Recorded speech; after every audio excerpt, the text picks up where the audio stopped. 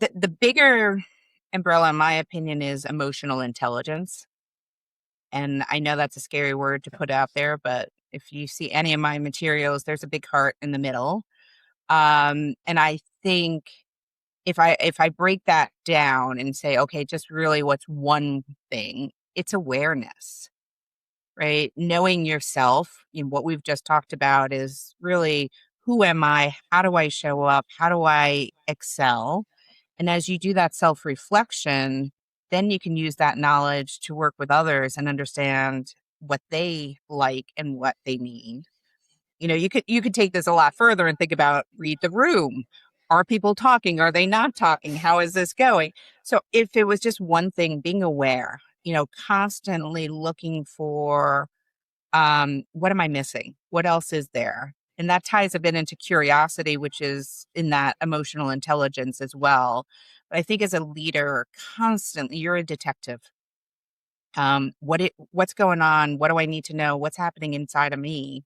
And that's how you can, I think, show up the best version of yourself and serve everyone around you.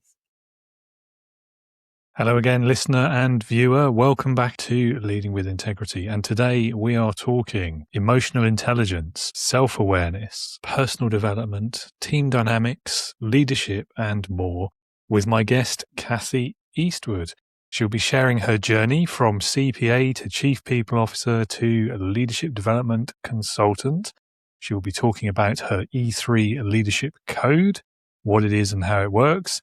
And we'll be exploring all of those other topics that I just mentioned. It's a really enjoyable conversation where I get to really dig into some of the big concepts of leadership with someone who talks leadership probably at least as much as I do, if not more. And Kathy was great fun to talk to. So I hope you enjoy this episode as much as I enjoyed recording it. Do stick around to the end or check those show notes if you would like to learn more about Kathy and the work that she does. And if you are a new leader, you're looking for a safe space to talk about some of the challenges that you are facing, encountering as a leader, as a manager, as a founder of a business, then please consider yourself invited to join the Integrity Leaders community. It is built for leaders just like you. Again, that website is in the show notes. It's also on the screen.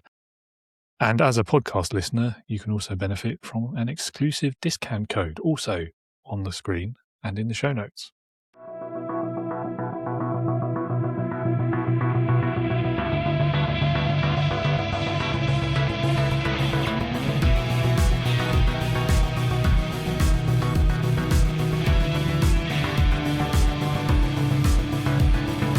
Welcome to the Leading with Integrity podcast. Leadership talk for the modern manager. With your host, David Hatch. Kathy, welcome to Leading with Integrity. It's lovely to have you on the show. Oh, thanks so much. I think you're actually my first recording of the year because I've only just finished my backlog from December. So, excellent. Yeah. We're kicking off the new year then. Yeah. I mean, it's nearly the end of January, but we'll take it. Yeah.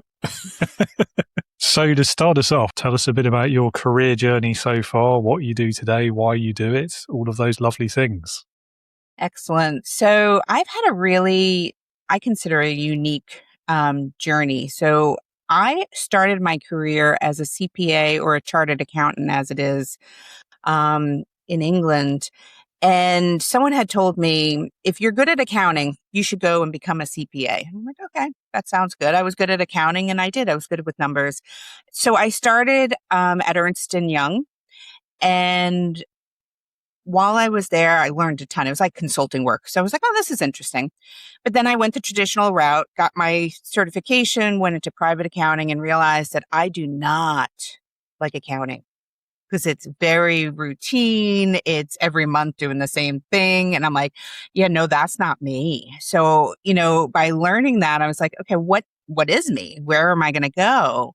So I started working with a software company. We were bringing a software package in, got to know the team, the implementation team, and they really introduced me to the world of software. And I'm like, oh, this is fun.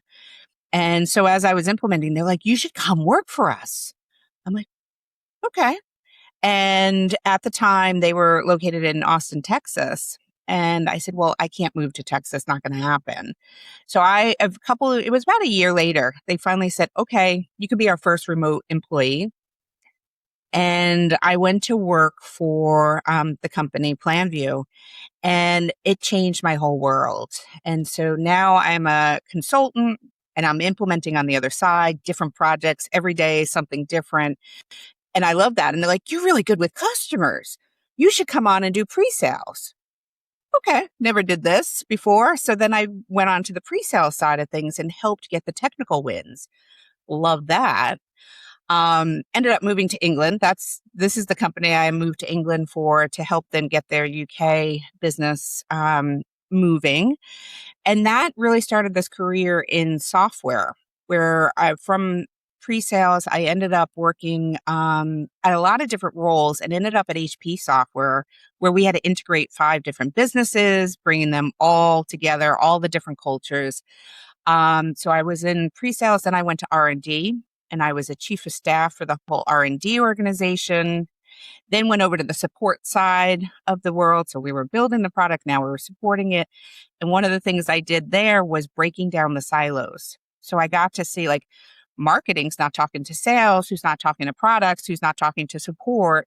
And we did a whole initiative to break that down. So long story short, David, you're probably like, get on with it. I really had this opportunity to see and drive a lot of change. And when I left HP, and that's a whole nother story of why I left, I sat down and wrote my dream job. If I could do anything in the world, what would it be? And I said, I wanted to be a chief people officer. And I wanted to partner with executives. I wanted to drive change, and knew people were key to their success. And that was my dream job. And I get a phone call from a buddy of mine who's becoming a CEO of a company. And he said, can you come on board and work with me? And that's how I landed my dream job, partnering with him, driving change, eventually getting the chief people officer role. And it was in a private equity company. So we did that for a couple of years, and it was time to move on.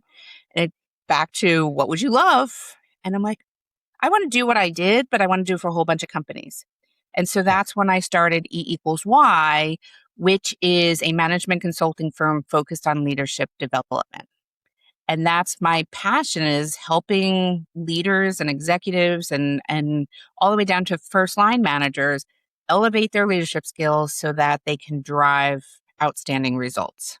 Okay. Like it. Yeah. And not at all with the get on with it comment, by the way. Like, you take as much time as you need. It's your story to tell. So that's what we're here to hear. Interesting then, 2 worlds there, like the accounting and the software development, particularly software engineers and accountants, who 2 groups I think tend to get an unfair, perhaps, reputation when it comes to their views on the people side of business. Mm-hmm.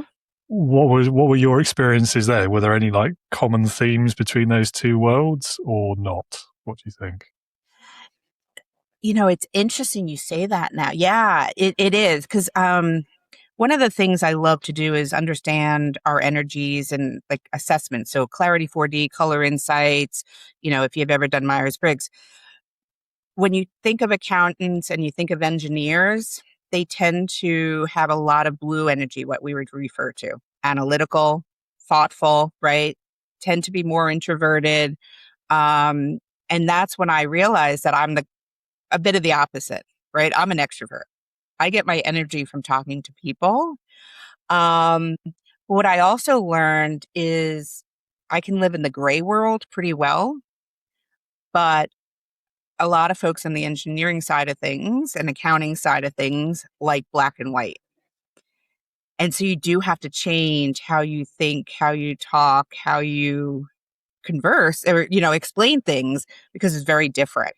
And so, yeah, it was when I became the chief of staff for the R&D organization that it really all of a sudden came to light. I'm like, oh, they're very different from me, and I'm going to have to adjust here. But it was a great learning experience. Yeah. I mean, I often complain about the unfair generalizations and how we shouldn't group people into boxes based on who they are or what they do and so on. But at the same time, some of these reputations I feel like are are there for a reason. Like Well, and it's interesting because I do a lot of the coaching around this, right? And I yeah, do think it's important to know where the generalizations are typically there for a reason, and you can adapt. And that's the first thing I tell people. This isn't about putting you in a box, but it's really about knowing yourself, because as you adapt and as you change, that's great. But in crisis, you're going back to your box, typically. Right. yeah. And for me, I'm very direct to the point, trying to get stuff done. And if you were to talk to my family, they're like, oh yeah, Kathy, she's bossy. She's going to tell us what to do. And that's the, perception people have of me when I go into stress mode. But now we laugh about it. They're like, oh, are you going to be bossy? I'm like, I need to be, and I think when you can own it and explain it, then you can teach people how to help work with you better. Yeah, I think you're right. I mean, that point about defaulting under stress is very, I mean, it's nailed on the head there, isn't it? And being aware that that's your default position and knowing your patterns helps you, I think, when next time you hit that stressful situation, to like notice what you're doing and then evaluate whether it's actually useful right now or not. And I think there's a certain logic as well about if you sit on so taking the Myers-Briggs example, if you sit on a certain point of that wheel, then by nature almost, or by nurture, let's not get into that debate, probably don't have time for that one, the things you're better at or worse at will tend to lead you towards a career choice, won't it? I mean, that's certainly from like schooling onwards, that's what we're taught to identify, isn't it? Is you do these kind of tests to identify what kind of jobs you might be good at, and so you end up doing that. So if you don't feel comfortable dealing with people issues, for example, or you're a really detail-oriented person, or you like building things, you're going to gravitate towards these engineering roles, or maybe the numbers and the accounting, because that's where you perceive your skills to be. Yes. And so then it becomes self-fulfilling, doesn't it? And it's, I don't know. It's an interesting one. Well, and if I may, it's funny, one of my bosses that had come in and had us do one of the assessments, and he said to me, he's like, oh, you're really detail oriented. You're going to come into this with a lot of blue energy. And I was thinking, that's not me. I don't like details. I had learned, right? But I had adapted so much over my career. I was really good at it. I'm good at the details. I'm good at the analytics, but that's not where I prefer to be.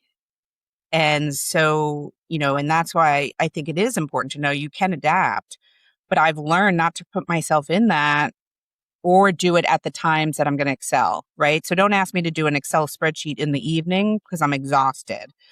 I'll tackle it in the morning because that's when I'm going to be, in the best place to do it.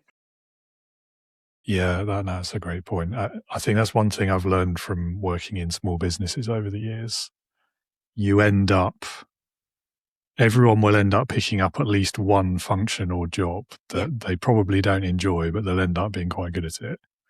And so for me, it's very similar actually. Is like, I'm quite good at that detail-oriented stuff. I'm quite good at the spreadsheets and the document writing and process development, all that sort of thing. As long as I do it at the right time, same. Don't want to be doing that in the afternoon. Anything after lunch, the energy for that is going off the cliff. But I never really enjoyed it. And yet once you've done it for a little while and you do those tests, or you have your appraisals or assessments or whatever, and it'll be flagged up as this is something you're really good at.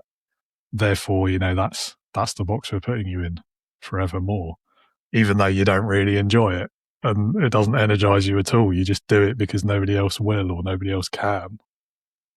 But that's where leadership comes into play, David. And I'm sure you have these conversations about learning about people that you work with, and don't let a test put someone in the box, right? Really, just because you're good at this, do you enjoy it? Right? These are questions that I think we all should be asking each other of good, but do you enjoy it? And, if you do, when do you like it? And because it changes over time as well. Definitely. And I think I think that's one of the biggest issues that a lot of leaders and managers struggle with. I don't know if that's true. What I mean really is, I think a lot of businesses need to get better at that conversation, because from the business's point of view, the mercenary kind of thinking, if you're good at it, that's all they care about. Doesn't matter whether you enjoy it or not, you're good at it. It's generating things for our bottom line, so you're going to stay in that box. And it does take stepping into proper, true leadership as opposed to management to actually recognize that maybe that's not the best. Yeah, because you're going to get short-term results on that. Indeed. Right? Because when do we perform at our best is when we're in a good place and we're happy. Then we'll start to go above and beyond at that point. And that's the long-term vision that businesses and leaders really need to think about and figure out how to get there. Yeah, absolutely. It's a bit of a reductive statement, but I feel like leadership is the long term and management's the short term. It's oversimplifying it, but it's a nice soundbite. So my soundbite on that one is management is the what you need to do. It's the managing of the tasks, and leadership is how you do it. And it's really leading the people of those tasks. So I think you need to do both, right? I'm not good at that argument of, am I a manager or a leader? Well, you still have to manage, right? And so many people are like, I don't have to manage. I'm like, no, you still have to hire people. You still need to do the reports and the performance, and you have to do that. Yeah. But it's how you do it is the leadership side of it. And you have a choice on how you show up. 100%. No, I'm very with you. I don't like picking sides in that debate either, because it is both or neither, frankly. Agreed. Like, if you can't do both, you've got no business doing either. I agree. Certainly in a business setting anyway. I'm sure there's other situations where maybe you could get away with one or the other. Now you got me to thinking on that one. I'll think about that one. I'm pretty sure it's everywhere, but...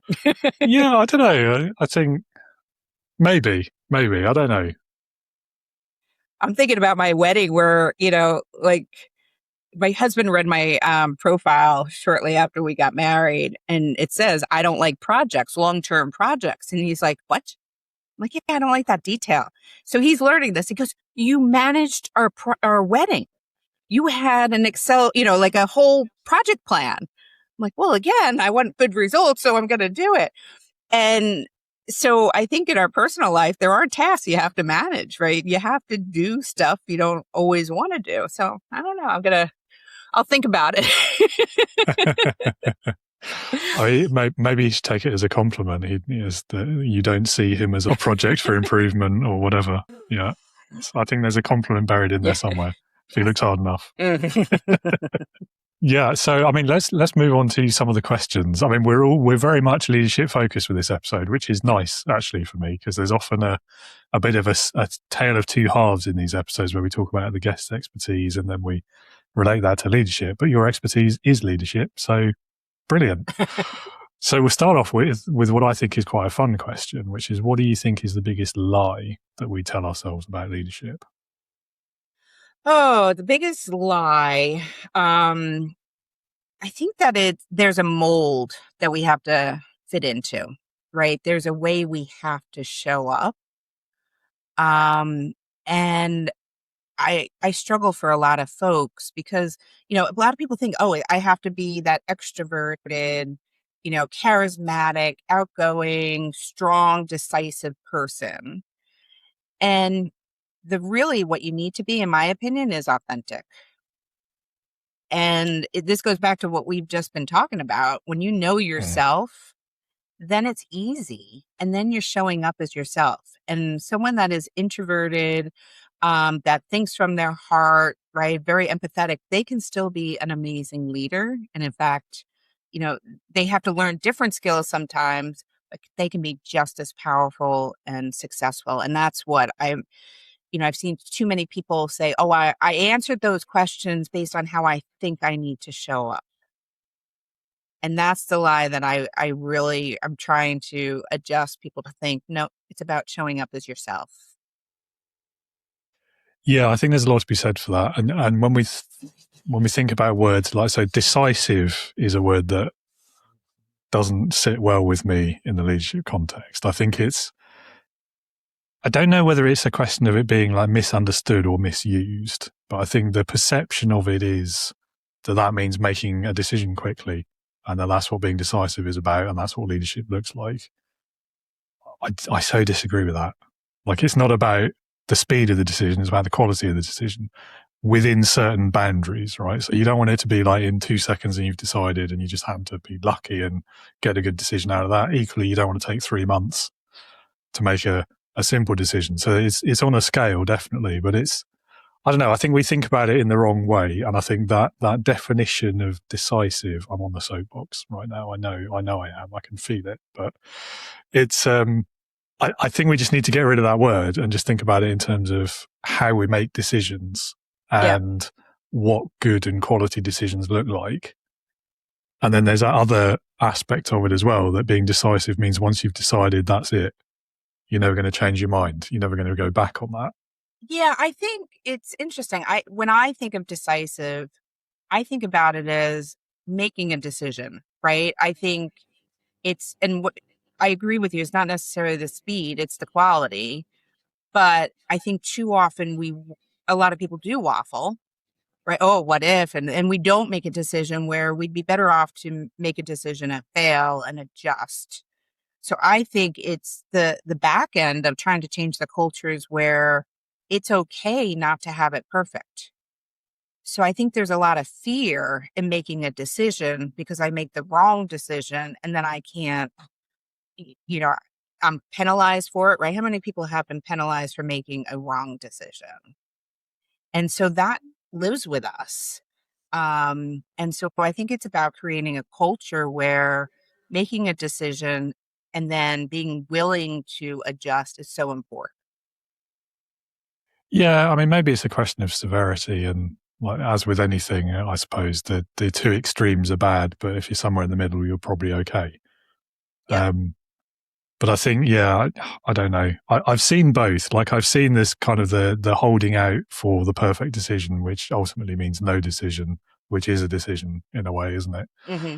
And then I've also seen like the knee-jerk reaction with absolutely zero thought whatsoever. And like, I'm all from learning from your mistakes and not being afraid to fail, but also you shouldn't seek out immediate failure. No, true. But and this is funny because we really are a bit opposite, right? So this is a good conversation because we would then help each other in that, right? I want a quick decision because that's just who I am. But that's not healthy and that's not good because sometimes you need to have the facts and the data. And I think that's where you come from, is making sure that we're making a informed decision, right? And I think when you can bring folks together that have both of that quality, then you can challenge each other and say, wait, I need you to slow down a little bit. Have we thought about this? And then someone like me could say, okay, yep, good. I got your back though. Let's try this and see if we need to adjust. So I think you need all of it. And here I go off on a tangent again, but it reminds me of a team that I was working with, and we had a peppering of all different personalities, right? We had the leader who would say, okay, we have an exit sign, go. And then he'd walk away. He's like, you guys got it. And then the sales type guy was running to the exit. He didn't even care, how big the exit was, how far. He just started. He was running, right? There was another guy on the team that was like, well, how do you spell exit? Is it in neon? Do we need to go there?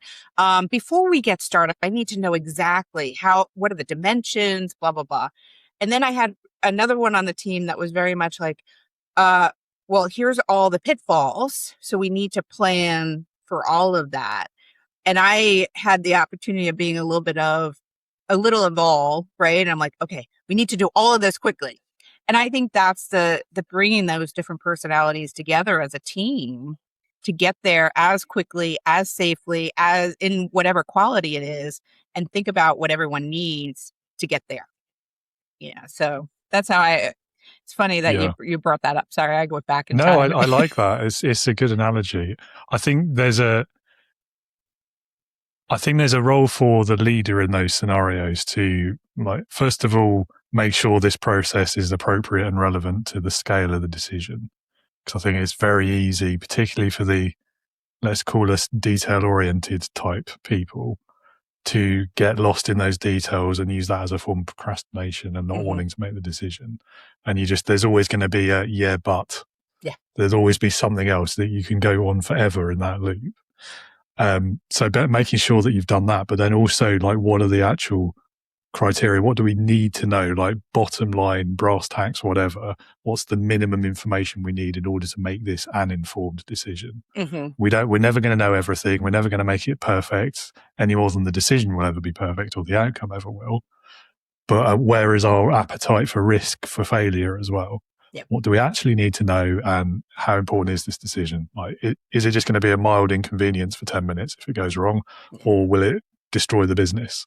And then that needs to inform what you need to know before you decide.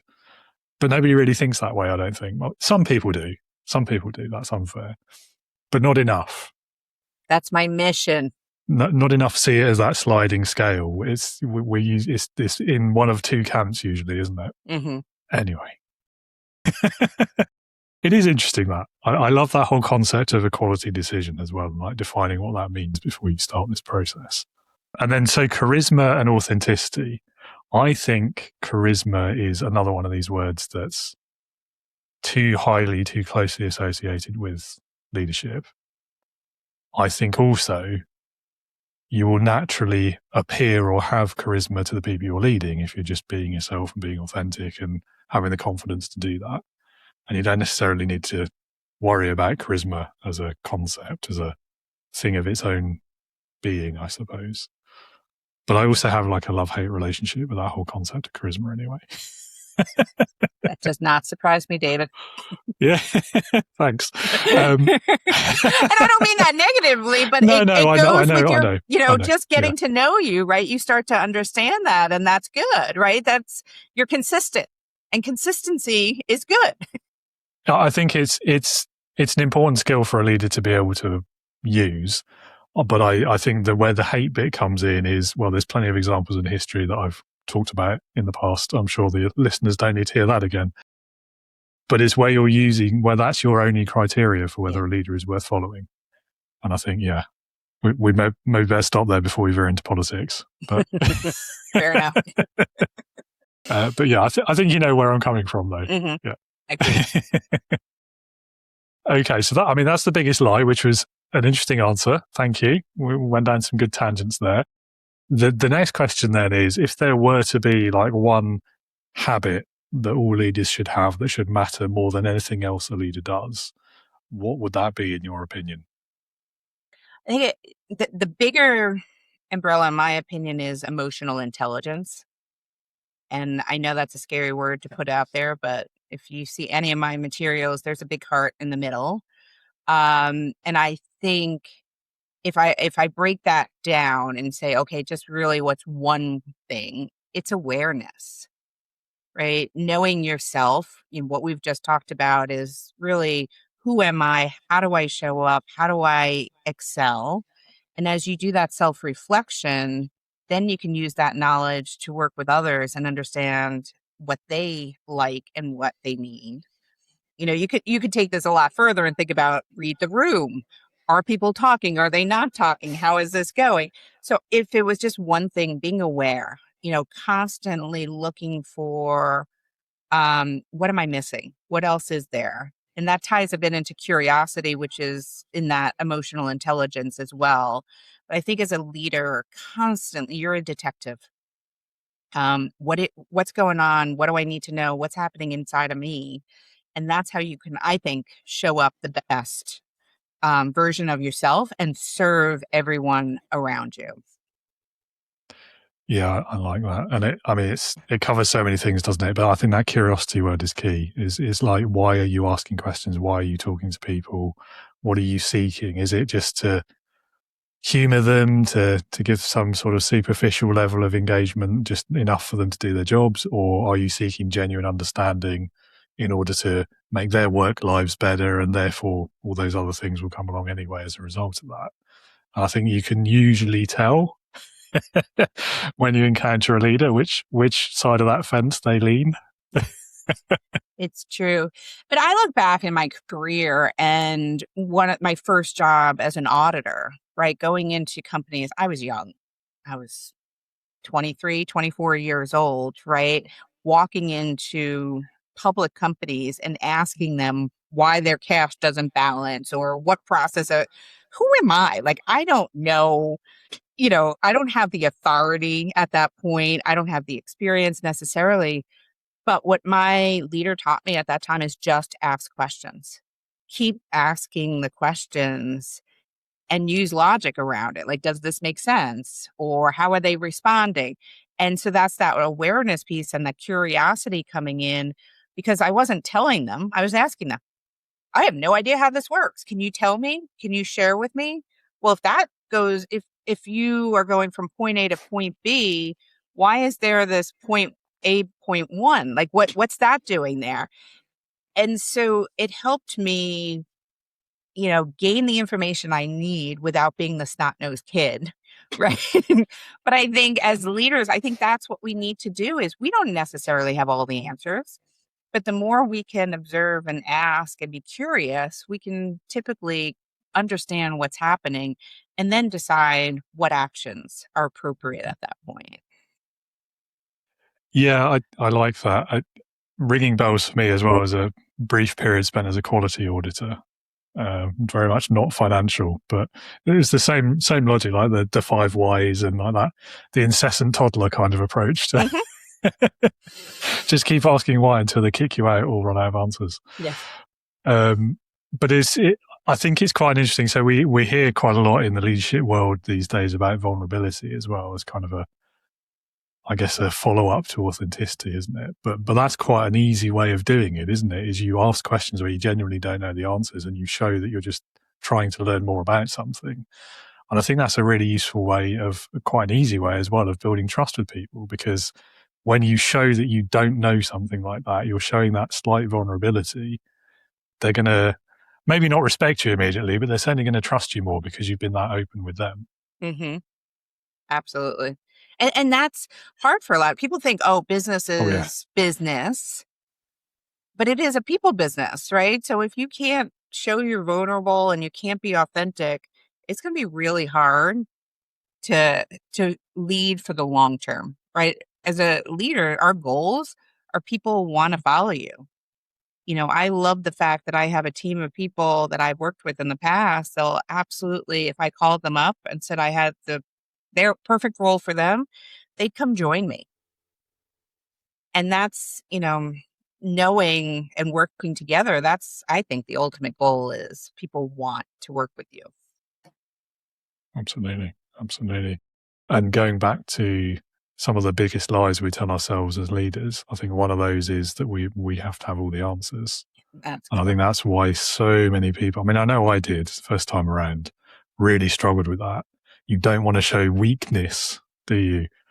And like betraying that you don't know something would be top of that list. Yes. And fortunately for me, I'll never forget this. I walked in, I made a big mistake in the early years in auditing. And we had controls and checks, so it got caught.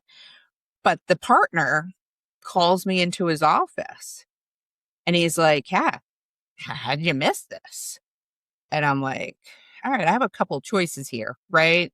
I could tell him the truth is, I didn't know. I screwed up. I'm sorry, I didn't know. Now I know, I'll learn for the next time. I could have blamed someone, right? I could have, done a lot of different things, but it was, I didn't know, and I'm sorry. And he's like, okay, thanks for being honest with me. You didn't try to hide it. You didn't, and it might have been me that had brought to him the mistake I made. Right. And that's where it's important. If you bubble things up and share it and admit you don't have all the answers, because quite honest, none of us have all the answers. Absolutely. And that's so important to drive success, is to bubble up where we don't know something and get the right people in the room that do.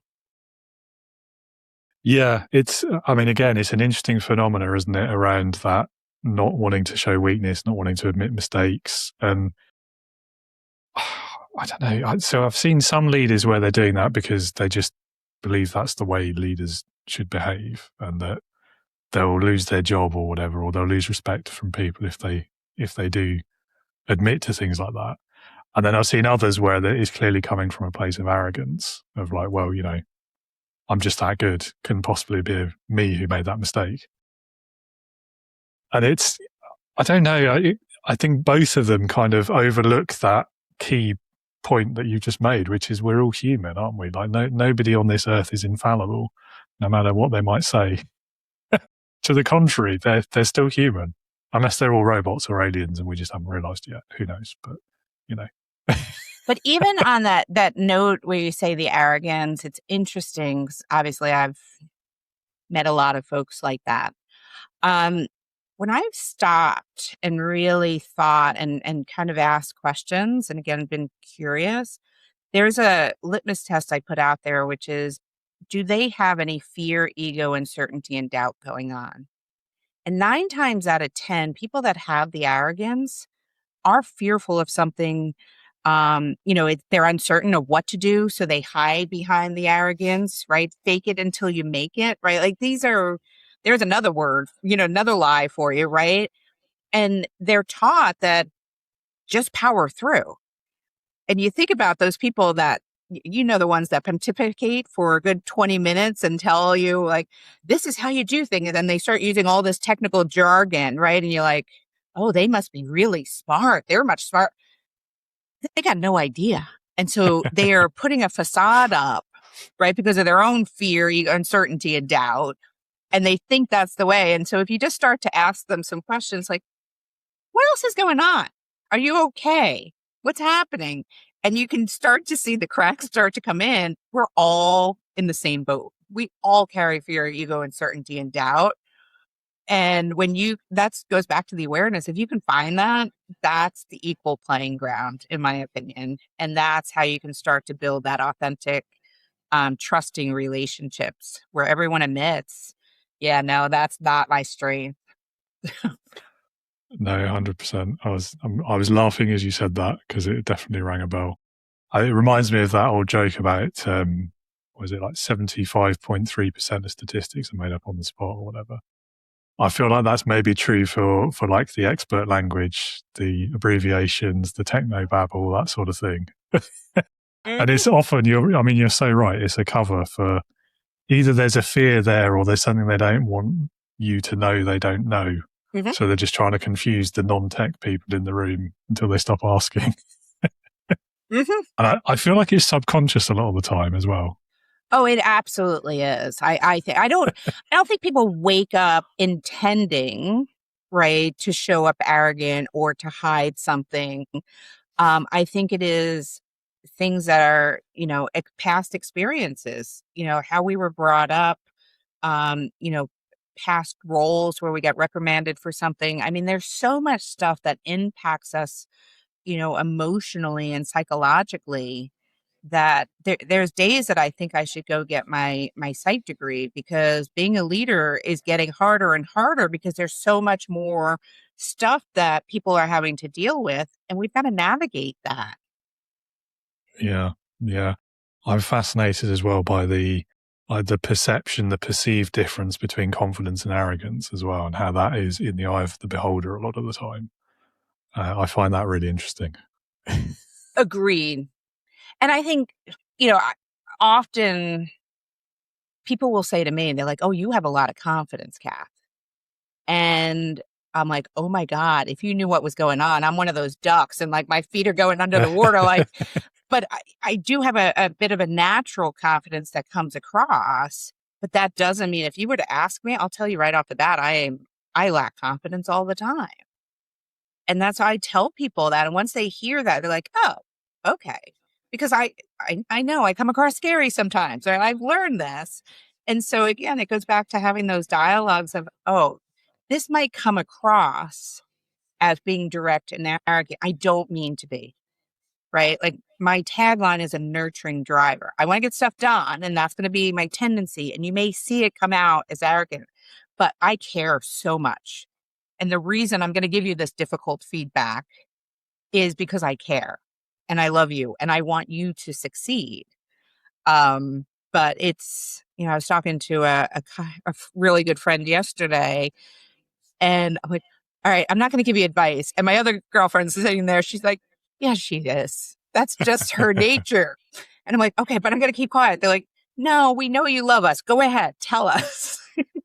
And so it is this fine line, though, because if someone doesn't know you, it can come across absolutely the wrong way. And you need to be aware of that. But yeah, I think it's also the other side. If someone is coming up arrogant, I think when you can create an environment to be able to ask them, do you really mean to come across that way? And I've had that conversation with people. I said, you're coming across as an ass, and excuse my language, right? And they're like, I didn't mean that.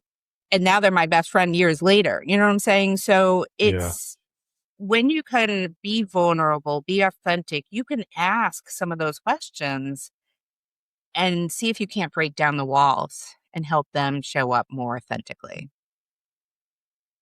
Yeah, yeah, you're right. I mean, it's building those relationships over time, isn't it? And you can't expect it to just happen on day one. And I think there's lots of things in leadership where that's true. But I love that the duck with the feet going under the water analogy. I hear that quite often, and I think maybe one of the biggest secrets of life is that's true for everyone. Yes. Like nobody is that confident really. And when they are, it's just a result of competence, which is usually the result of repetition. Mm-hmm.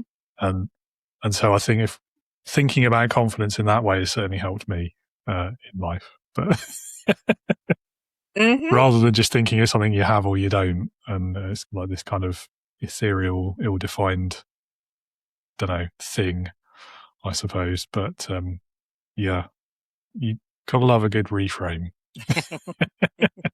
Agreed.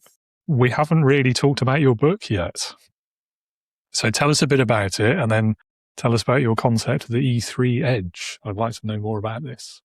Sure. So, there was two metrics. So when I left HP and starting to think about, people are so key to everything. And I started looking at some metrics, and there were two metrics that really astounded me. One is the percentage of people that are actually engaged in their job. And that number, it fluctuates a little bit, but you're looking at like 21%, somewhere around that, right, are actually engaged in their job. And I'm thinking, we spend too many of our hours at work. This isn't good, right? Like, what if we could flip that number? How much more productive would businesses be? How much happier would individuals be, right? So I'm like, all right, this is a number I need to investigate. The other one was there was one study I read that said 8% of people actually accomplish their goals. And I'm like, no, that can't be. That means 92% fail. So I did a little more research. The Balanced Scorecard, the book, says 10% of organizations, succeed at achieving their objectives. All right, really? And I've been digging for truly to find what is the actual number. So lo and behold, it's somewhere. Let's just all agree it's less than 30% of people achieve their goals on a regular basis, right? And I'm like, okay, so now a lot of people are unhappy. People aren't accomplishing their goals. What's going on here? And that's what I started to look at is I've accomplished a lot in my career. I've done a lot of change initiatives. I've been part of ones that have succeeded and part of ones that have failed, right? So when you look at both of those are learning opportunities. And I started talking to a lot of people. And what I really learned is there was a repeatable formula in driving results. And that's what I started to build was the E3 Leadership Code, which is this repeatable formula to help leaders drive success. Because I told you, my red energy, right? Want to win, got to get there, but people are key to the success.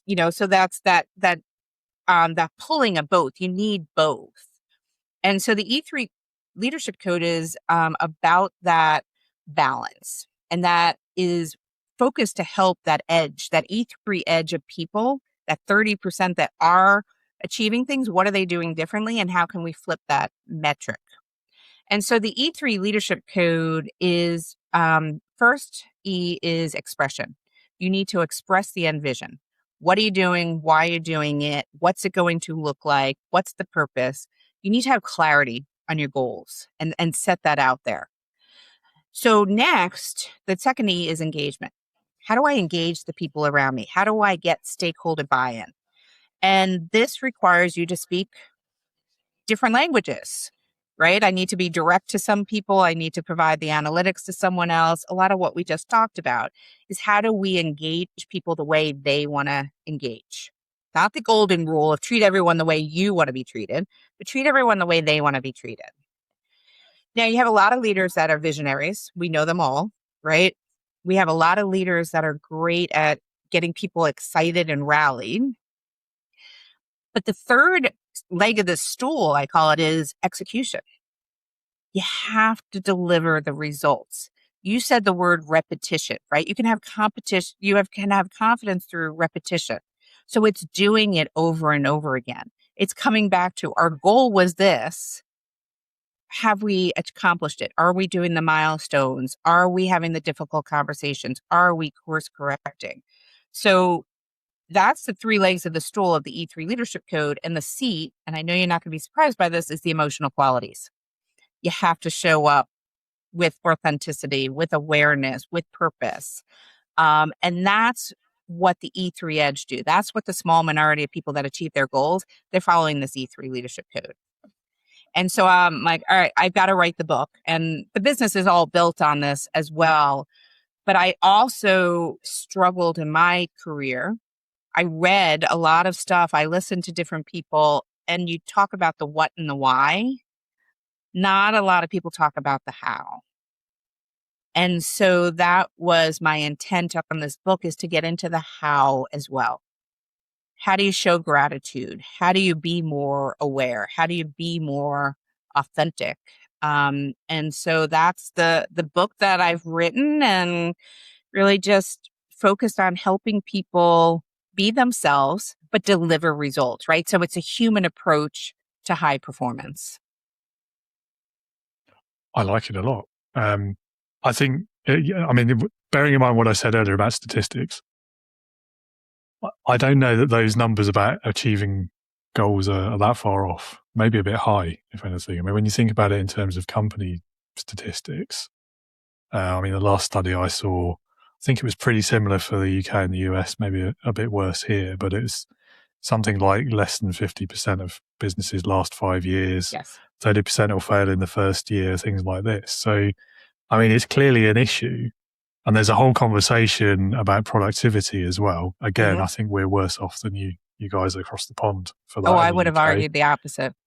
Well, I don't know. I mean, again, I guess it goes back and forth a little bit, but there's been a pretty well-established thing in the UK about us having the national productivity problem or something like that. Yeah, depends on the article you read, but I don't know. I think there's a conversation to be had in the context of post-COVID and what the modern workplace now looks like and what productivity means as well. And I think redefining it away from the 9 to 5 can only be a good thing. But yeah, I don't know. I mean, there's other things as well, like 4-day work week and flexible hours and all this sort of stuff. And it's, again, I think there's a few misconceptions around productivity too. And that's what we're really talking about, isn't it, when it comes to executing a vision, a plan. And I think that, again, you're so right. This is where so many leaders, business leaders in particular, CEOs and those visionary founder type people, we get so tied up in what that exciting vision for the future is that we forget about it's just an idea. You've got to actually make it happen. There's an execution bit that has to happen between your vision and the future. Otherwise, it's never going to be the future. Yeah. So yeah, that is the how. You got to focus on the how. Theory's good, but you got to put it in practice, right? Because we all say we should do these things, but until you sit down, like how many leaders, I'm sure you run into this, I think, one-on-ones aren't important. It's that repetition. It's having milestones, having reviews of progress. that's what you have to do as a leader. This is some of that management stuff, right? You got to manage the results, and not always Yeah. fun, not always, but it's needed. I don't know. That always used to be. I'm sure nobody I've ever managed or led is listening, but if they were, they'll probably think this is just a bit sycophantic. But the one-to-ones are always my favourite bit as a leader. Like, I love doing that. It was that having that human conversation, understanding like what's working for them, where they want to go, what I can do to help. All of that. I loved that. That was the good bit of leadership in my brain. Like, I I don't agree. get why people don't like it. I think people have a misconception of what leadership is, right? And they think that, another soundbite that I like to talk about is it's the job of the team to deliver results. It's the job of the leader to facilitate that. But if someone that's managing a task or a project or people think it's their job to deliver results and they're going to take the credit for the results, they miss the part that they're really supposed to be supporting all of the players to deliver the results. And just, knowing you that you think that way, right? You're serving your people to be successful. So therefore, one-on-ones is the best way to get that information and to help and support them. Yeah. I mean, it's not the only tool in the toolkit, is it? But it's certainly an important one. It's got to be in the top three. Again, I think it goes back to some of these myths and lies we tell ourselves and misconceptions about leadership, and that whole kind of the external validation and comparing ourselves to others, and that whole unattainable perfection. All of that narrative, I think it all leads into this same problem of the busy leader who doesn't have time to talk to their people. Yeah. And it's like, well, but what else are you doing? Like, why don't you have time? That's your job. Like 70% of your time should be talking to your people and helping them be successful. Yep. I'm with you. Mm-hmm. Yeah. It's a weird one. It's always puzzled me that. Anyway. I think a lot of businesses don't set you up for success. True. Yeah. Right. So if you're a leader and you're in meetings most of the day because you're a team member right? Because you're managing a team and then you're a team member. And I think if we don't set ourselves up for leaders to have that time to come back to their team, that's where a lot of the breakdown is. That is an excellent point, actually. When I was saying what I was saying just now, I was thinking in my mind of like the founder CEO type who has full control of in theory, full control of their time and attention. But you're absolutely right. I mean, when you're dealing with a multi-layered hierarchy and you're not at the top of it, absolutely, you're going to have competing priorities. Great point. Okay. Wow. So nearly an hour's flown past. We must be having fun. We've covered quite a lot of great leadership lessons there. We've probably talked about the mistakes leaders make as well, but I'm going to ask you again anyway. Like if you had to pick the most common mistake you think most leaders make, what do you think it would be and how could we avoid it? I mean, I know this isn't going to surprise you. It's going to go back to the leadership code in some ways, but I say there's really 4 questions that you're missing something. And I think it's different for different leaders because some excel, some people are operationally strong, right? So execution's going to be their top, but then they're missing the clarity. So I always say, have I clearly define what our goals are? Do we have alignment? And oftentimes that's a mistake, right? You think, oh, I put the goals out there, they're on the wall, we know what we're doing, and everyone's on board. You got to go back. You got to keep going. Does everyone understand it? And then the second common one comes around engagement. Are you speaking your own language and the leaders, right? They're in there, they think everyone's on board, and they don't get everyone engaged and inspired or enabled. They don't train them. And then if they don't execute as well, right? So, and then the last one is emotional intelligence. If you don't show up emotionally, I know that's 4 and you asked for 1. I think it depends. So probably the answer would be not having balance, right? And not doing all of those things and only sticking with maybe 1 or 2 things that is your strength. But you need to adapt and do it all. I like that answer. Yeah. I'm a big fan of the word balance in general, except when it comes to work life, because I feel like that's overused and not attainable anyway. But yeah,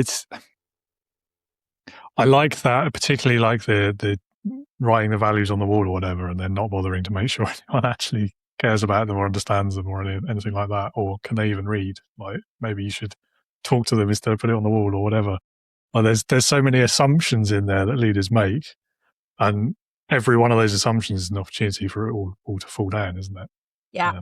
And we were just doing a session yesterday, and I think one of the biggest things you can do as a leader for clarity when you have the goals or the values, ask for confirmation, not do you agree or are you on board, because it's easy to shake your head, but can you share back how you heard this? What's your understanding?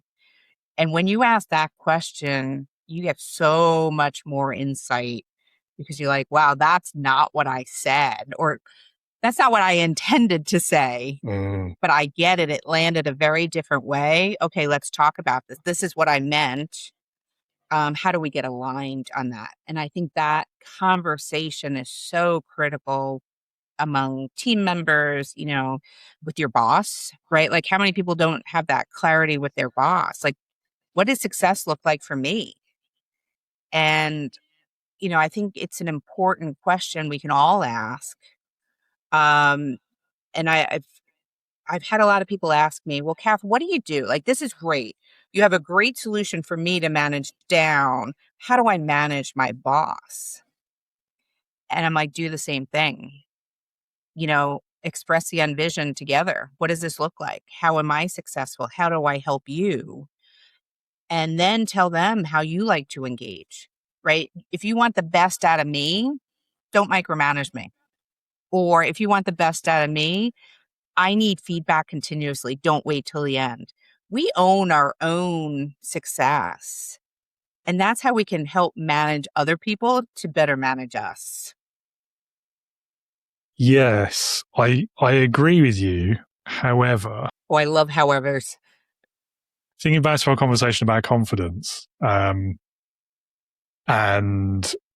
the cultures of a lot of organizations and the misunderstandings that people's leaders might be operating under, it's not always an easy conversation or even a possible conversation for people to have in the upwards direction. I agree.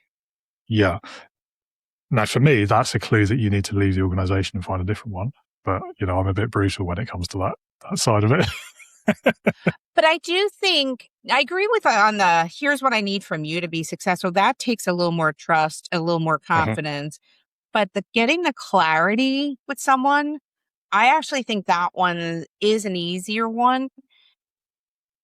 And I know this is recorded, but I'm going to say it. Sometimes you have to feed people's egos. And so if you go into that conversation and say, hey, I want to make you successful. How do I make you successful? Then it becomes, you turn the tables a little bit, right? Oh, yeah, I want to be successful. Okay, here's what I need, right? And so it's less about you in that scenario, but you're getting good information, right? And then that sets you up for that success. Then you can learn the words they use and feed it back. You needed this. Here's what I've done. Does this meet the mark? Right? So I think that one is less challenging in a way. Like, you have to practice it. Don't get me wrong. It's not, I know people are going to, but you can practice that. And I think that's important. Yeah, I think so. Part of me feels like if all you're doing is asking a question, how can that possibly be taken the wrong way? But then also, we've all met people who would. So I don't know. I mean, worst case, you're going to get a bit of information, even if that information is, I probably shouldn't be working here anymore. I'm with you. And by the way, I've had that scenario where I walked away, and that is, I'm all on board with that decision. When appropriate. Same. So we're probably biased on this point, aren't we? Yes. But, yeah. It's right. So I'm going to ask you, it's kind of an opposite question now, but I enjoy hearing the answers to this one because it fills me with optimism usually. So what is your best memory of being led? when I think about this question, it's the fact that a lot of the people that have led me have encouraged me to go beyond what I thought was possible. They saw something in me that I didn't see in me, or they saw that I lacked confidence in an area and they pushed me a little bit further. And, I look at a lot of my leaders. I'm friends with almost all of my leaders still to this day. And because we had open, honest conversations.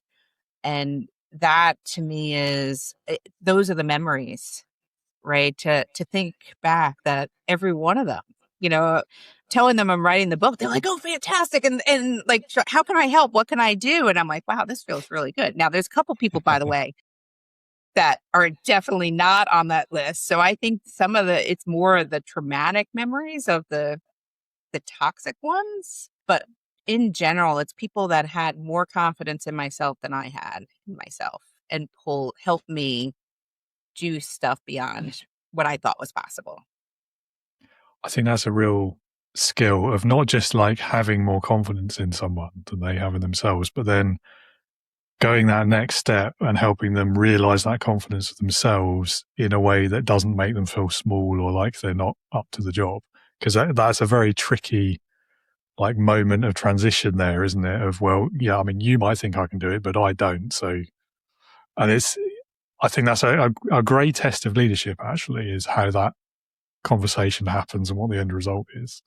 But I think you need to be looking for those examples of, you say you're not good with numbers, but you just came back and did the spreadsheet and found this, piece of analytics that's really important. So don't tell me that you're not good at that because you demonstrated it here, right? Or, sometimes it's that correlation, I guess, is people don't always see a skill directly.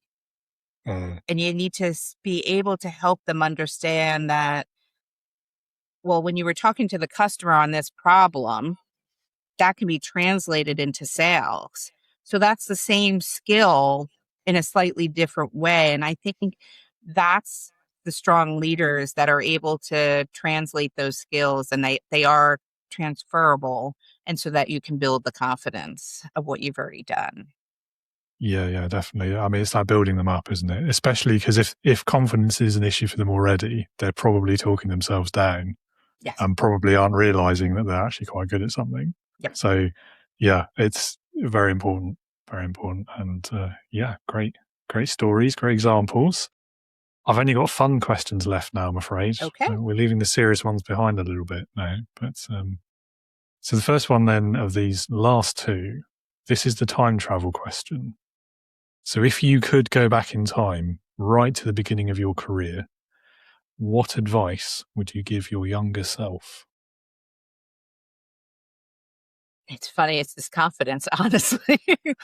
But as we've been talking, it's that knowledge that everyone carries fear, ego, uncertainty, and doubt. If I had known that more when I was younger and tried to connect with people and understand that, I think I would have had a lot more confidence. And I agree with you. You got to be really careful because it's not about arrogance.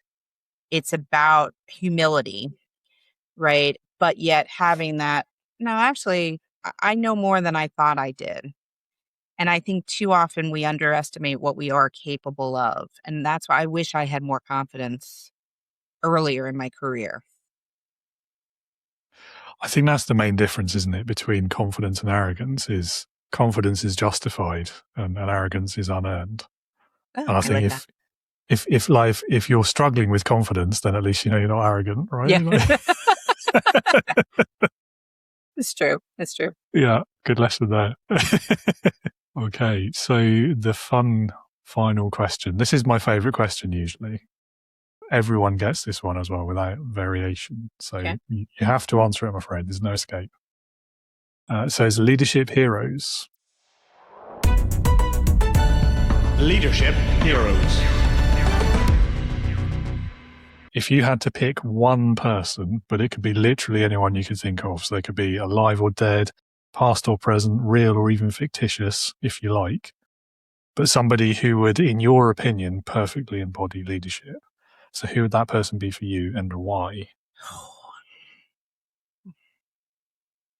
I have two, but I'm going. So You can one is say them both if you like, and then I'll make you pick one at the end. okay.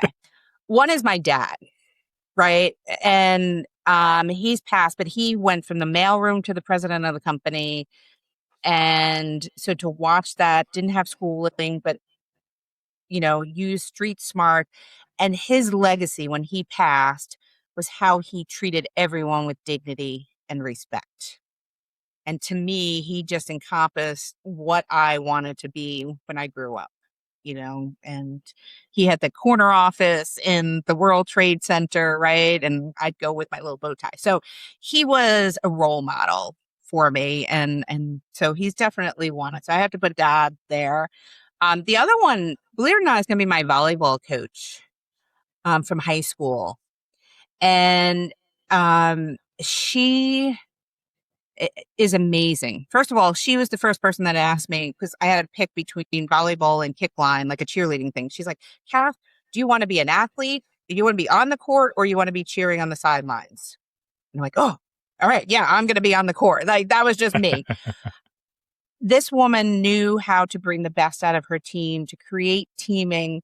We had to give our personal goals at the start of the season. She encouraged us. She pushed us.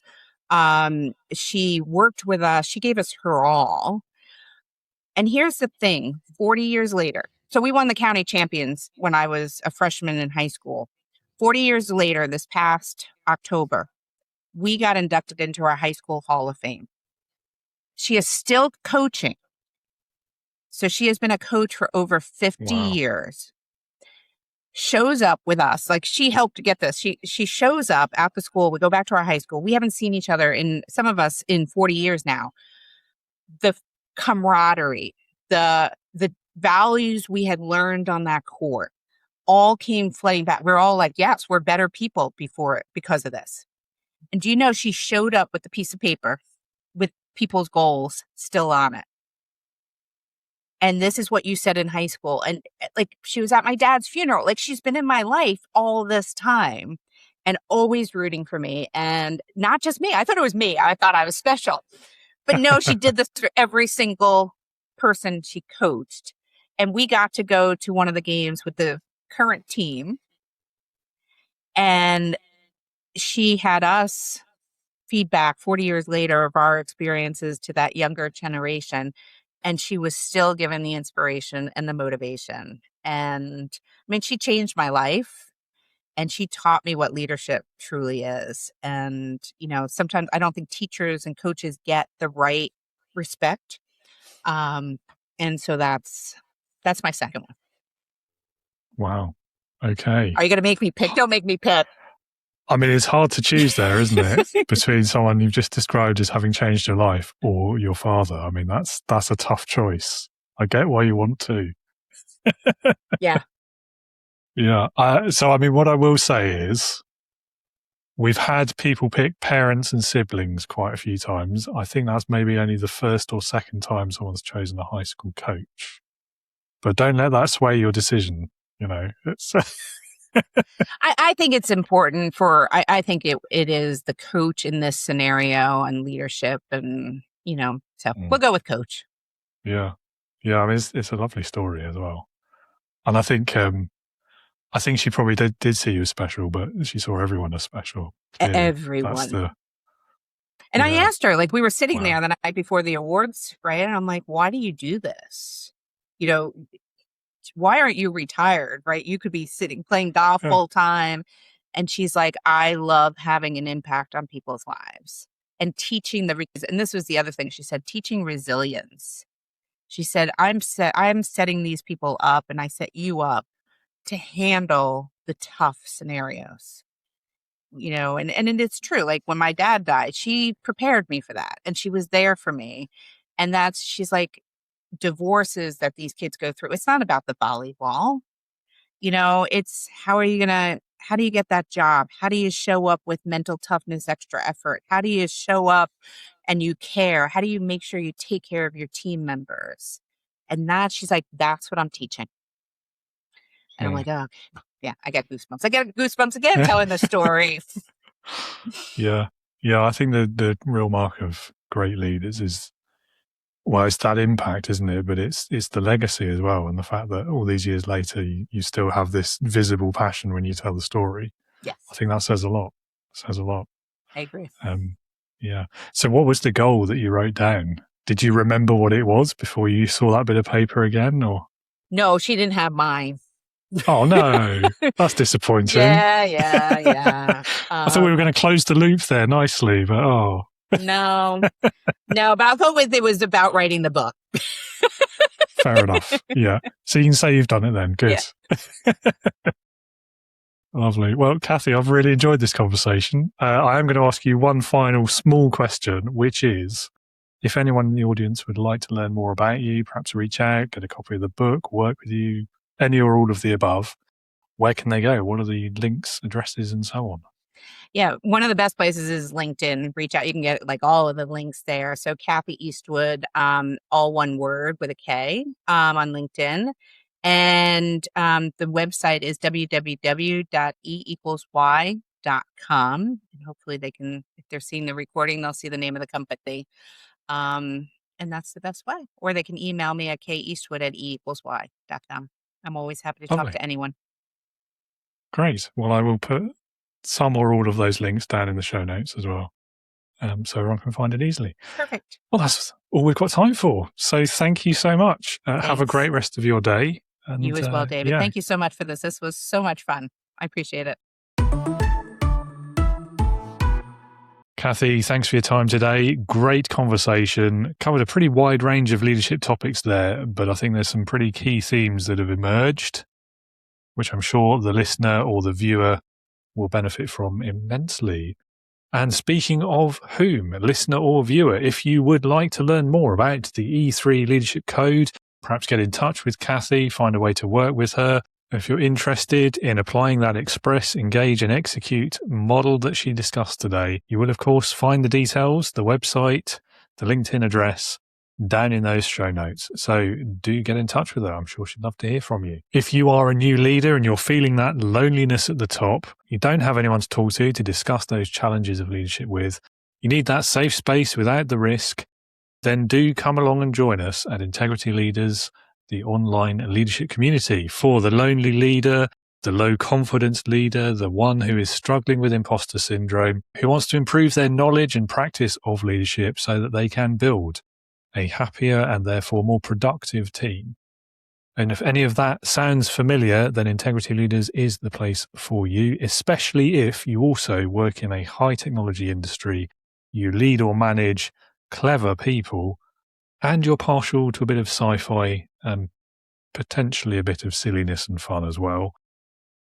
If I'm ticking the boxes for you right now, that website is in the show notes. It's on the screen, as is that exclusive podcast listener discount code, which will give you 50% off forever. Pretty good deal, I think.